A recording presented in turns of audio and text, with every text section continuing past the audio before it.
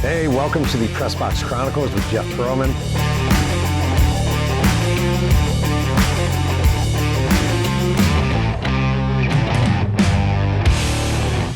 Hey, welcome to the Press Box Chronicles with Jeff Pearlman, the show where a cranky middle-aged sports writer, that's me, who has seen it all, takes you behind the scenes and into the stories. I am your host, Jeff Pearlman. And today, I'm going to be totally honest with you. The people I work with on this show said, you should talk about golf because the Masters are coming up and, everyone loves golf. And this is as blunt as I'm going to be. I fucking hate golf. I hate everything about golf. I hate watching golf. I hate playing golf. I'm not good at golf. I don't get golf. I don't get the appeal of golf.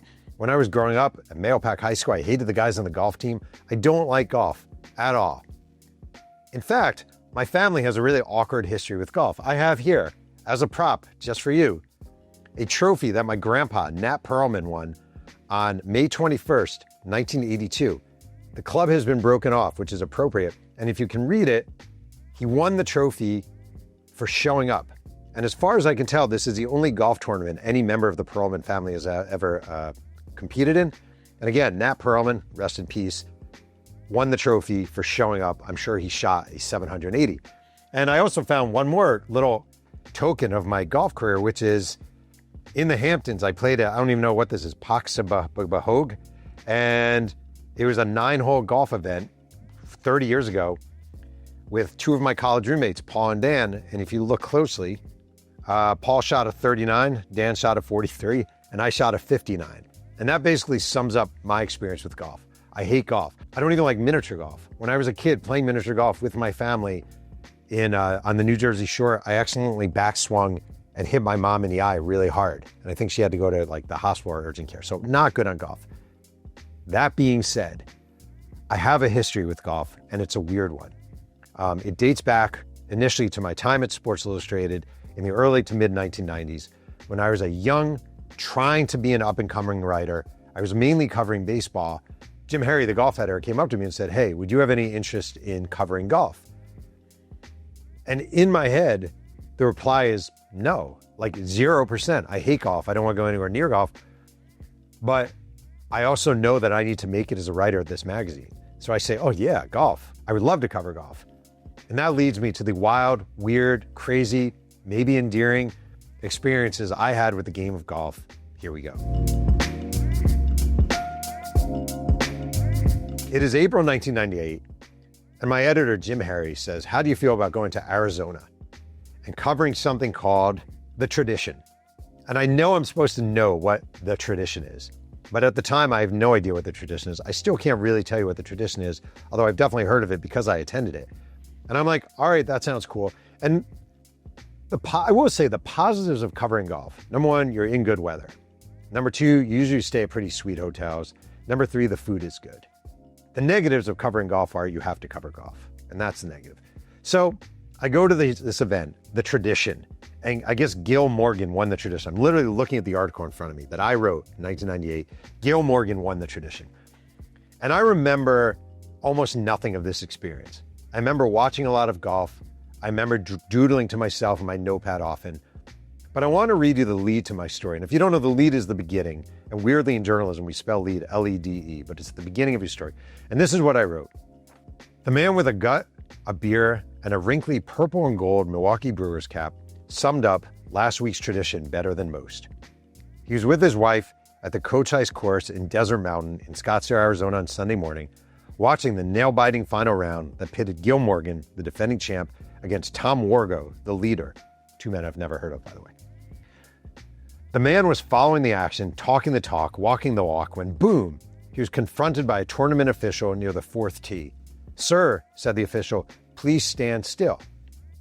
This was a moment of tradition truth. Talk about bullshit, said Robin Yount, hardly whispering.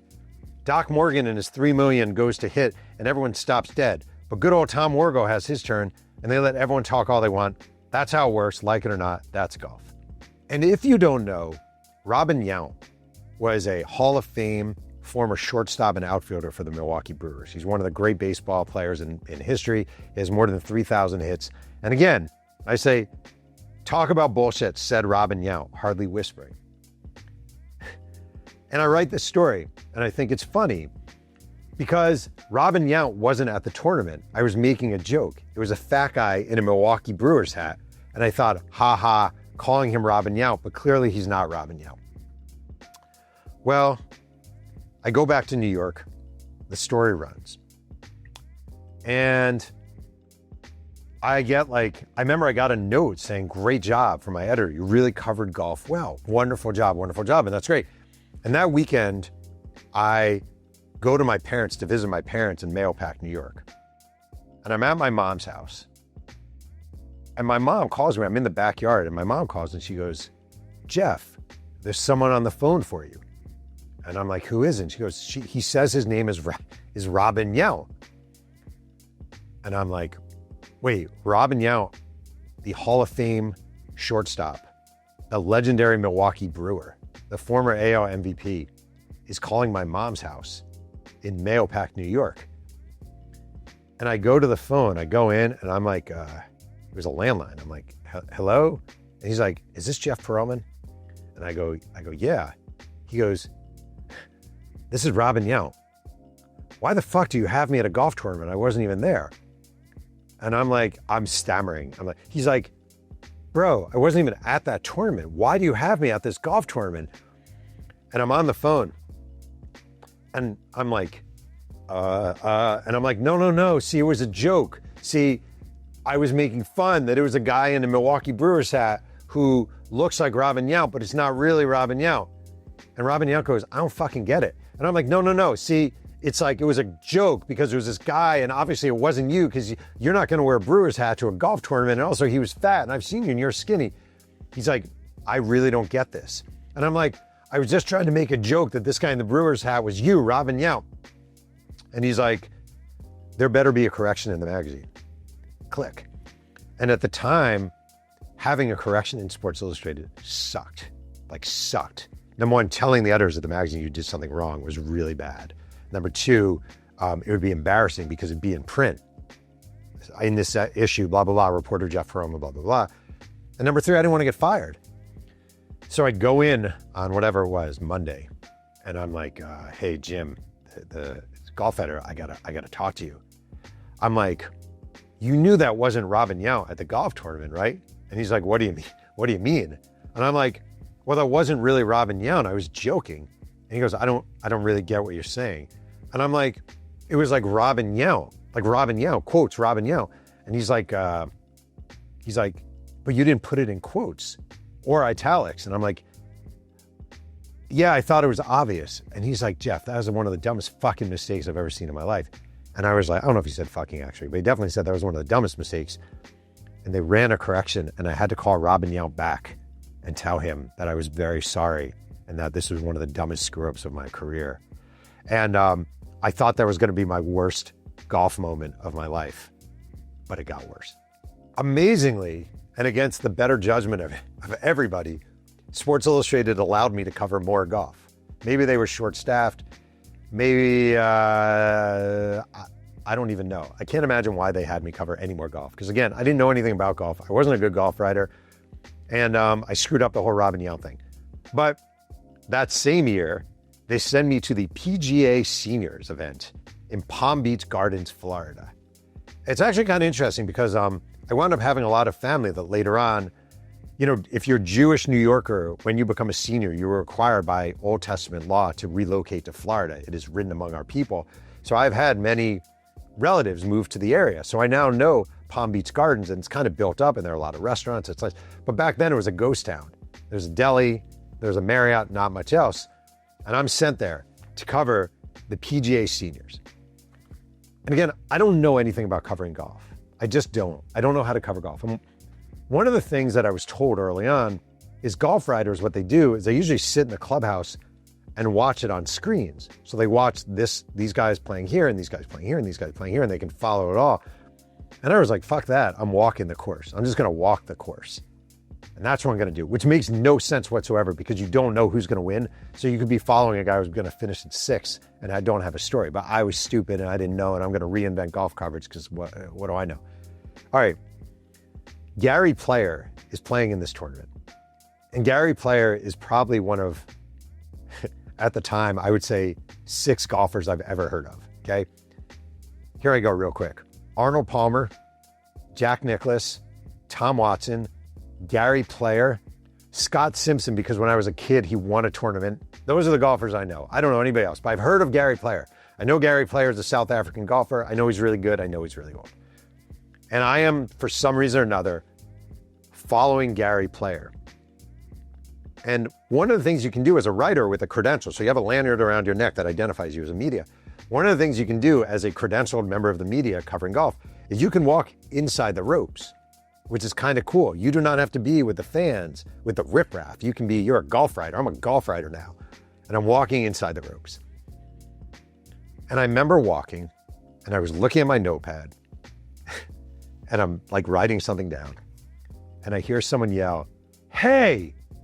And I'm just looking. And I hear again, "Hey!" He's not talking, nobody's talking to me. I don't know anyone. "Hey, you, asshole in the hat." I am wearing a hat. I'm like, he goes, "Look down." And literally between my legs is Gary Player's ball. Like literally between my legs. I am this close from kicking Gary Player's ball. And someone else is like, "Move your fucking legs carefully." And I like tiptoe out of the ropes. And that's the last time I ever walked within the ropes of a tournament. I have no idea what would have happened to my career had I actually kicked Gary Player's ball, but I came this close to fucking up the seniors, PGA Seniors, an event I didn't even know existed a week earlier. And you would think that would be the end. That would be it for my golf covering career, my golf experiences. However, the best one was about to happen. So in the mid 2000s, I left Sports Illustrated. I was just tired of the grind. And I took a job writing for a newspaper in New York called Newsday. And this is not the article, but I wrote for a magazine section called Part 2. And it was actually really cool. My job was just to find cool stories and to find stuff that would be unique and funky and fun to write about. I roamed New York City. I remember there was like a flute player playing in front of the Ground Zero, playing patriotic songs. And he was a guy who was wandering the streets, and I bought him lunch and I talked about patriotism. Or I spent a lot of time with the Naked Cowboy, doing a piece about the Naked Cowboy and him telling me his plans for world takeover domination. Naked Cowboy, by the way, made $200,000 a year in tips, which still blows my mind. And I pitched a story in 2004. And I don't know why I pitched this, because it just seemed like misery waiting to happen. Could I learn golf in a month? Could I spend 1 month all immersed fully in golf and become decent at it? And I thought it was a funny challenge. I like immersive journalism. I like the idea of throwing yourself into a story. It's refreshing to write first person. You don't do it that often. I'm going to take 1 month, play golf. And my editors were like, "That actually sounds fun. Let's do it. Let's go for it." And they gave me a little bit of a budget. At the time, I lived in New Rochelle, New York. And near where I lived was a golf course, Saxon Woods Country Club. And they had a golf pro there at Saxon Woods named Rocky Cambareri. And I told this guy, Rocky, he was in his 30s and he was really into golf and he looked like a golfer. He was like this kind of in shape, good looking guy, dark hair. You just thought, this guy's a golfer. And I told him what I wanted to do. I wanted to become good at golf in a month. And then I'm going to play Bethpage. So at the end of the month, I'm going to play Bethpage on Long Island. And he's like, "That's impossible. You can't become a good golfer in a month. That's ridiculous." And I was like, "But I'll pay for lessons." And he's like, "That sounds great. Let's do it." And for a month, all I did was think about golf, read about golf, practice golf. I went to the driving range. I played the 9-hole courses. I went to Chelsea Piers in this city where they had the long drive contests. And I worked with this coach at Saxon Woods. And every day he would be like, elbow tuck. Every day he'd be like, this what are they called? Club. That's where I am. This club is for this and this club is for that. And like, this is what you have to do. And your hips are going wide and your feet are this. And I started I really got into it. I bought golf shoes, whatever they are. And I bought nerdy khaki pants and a collared shirt. And he used to say to me, if you want to live golf, you got to look golf and you got to dress for golf and show respect to the game and blah, blah, blah, blah, blah. And he was a hardcore guy about, This is what it takes to be good at golf. And he recognized, he's like, you're not going to shoot a 70, but maybe if I work with you, you can shoot 100. And I thought, all right, well, that's kind of cool. 100 sounds good, right? And I spent a month playing golf nonstop. And I remember I played around with one of my college roommates, Dan Monahan, and we played 9 holes. And I remember him saying, you are the worst golfer I've ever seen. And I was like, but I'm getting better. And he's like, you're the worst golfer I've ever seen. And I'm like, all right, watch me. And I really wanted to do well. So for 1 month, I am all golf all the time, truly all golf all the time. If I'm not home, I'm at the driving range. I'm not at the driving range, I'm at Saxon Woods learning from Rocky. So finally, my day in the sun comes. I roll out to Bethpage. I don't even know how it happens, but I wind up playing with 3 guys. And I haven't thought of these guys in 20 years. There was a guy named Alex Nagy. He was a retired engineer from Hungary.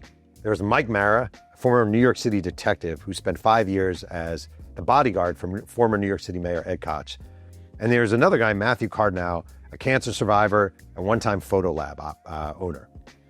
And I tell them, hey, my name is Jeff Pearlman. I'm a writer for Newsday. I'm working on this story. I've been playing golf for a month. Can I jump in with you guys? And they said yes. And I was like, all right, let's do this. And I still remember the horror on their faces when my first swing off of the first tee went wide right, but not that far, like maybe 15 yards. And like, I always think, I think looking back, you're these guys. You have a beautiful day, a beautiful sunny day at Bethpage. Now, it wasn't Bethpage Black, it was Bethpage Yellow, but still Bethpage. And what an amazing, this is great. 4 hours on the golf course, beautiful. The cart girl rolls by, she has beer and snacks. This is amazing. Oh, here's someone who wants to play with us. He looks young, I bet he's gonna be pretty good. I was so bad. I hit trees. My shots went backwards. 3 times I hit a soda machine behind us. I still don't know how I did that, but I hit a soda machine located behind us. I hit a shot that hit someone in the leg. My shots almost never went into the air. And the one condition of this, was I could not cheat. I couldn't take any, whatever they call them, bogeys or flubs or whatever. I was counting every shot. And it was miserable. It was 4 hours of misery. It was me hitting a ball 5 feet, walking, me hitting a ball 5 feet, walking, me hitting a ball 3 feet, walking. And at the end of the day, after 18 holes of golf, an interminable 18 holes of golf, we tallied up the scores. Mara was the winner. He shot an 85. Nagy came in second with a 90. Cardinal had a 92. And Jeff Pearlman, who had practiced golf for a month, who had accidentally called Robin Yount, who had almost stepped on Gary Player's ball, shot a 160. And I've had people say to me, that's impossible. And I'm like, I'm not lying. I shot a 160. And I wrote here, immediately following the final hole, I asked each man to be brutally honest. Am I the worst golfer they've ever seen? Cardinal said, unquestionably. Nagy said, I'd have to say yes. And Mara said, no doubt about it. But then, as they were all walking away, Mara stopped. And he was this kind of husky guy, big forearms, bushy mustache. And he turned around and he goes, look, I'll give you this. You deserve some credit. You fought half the battle. And I said, what do you mean? And he's like, you showed up. That's a wrap for this episode of Press Box Chronicles with Jeff Pearlman. Please leave a comment below on what stories you'd like to hear more about, or if there's a particular sports figure you'd want to learn more on. Hit me up. Please make sure you like and subscribe. Follow me on TikTok at Jeff Pearlman Author and Bluesky at Jeff Pearlman. Thank you so much for diving behind the scenes and digging into the story. We will see you next time on Press Box Chronicles.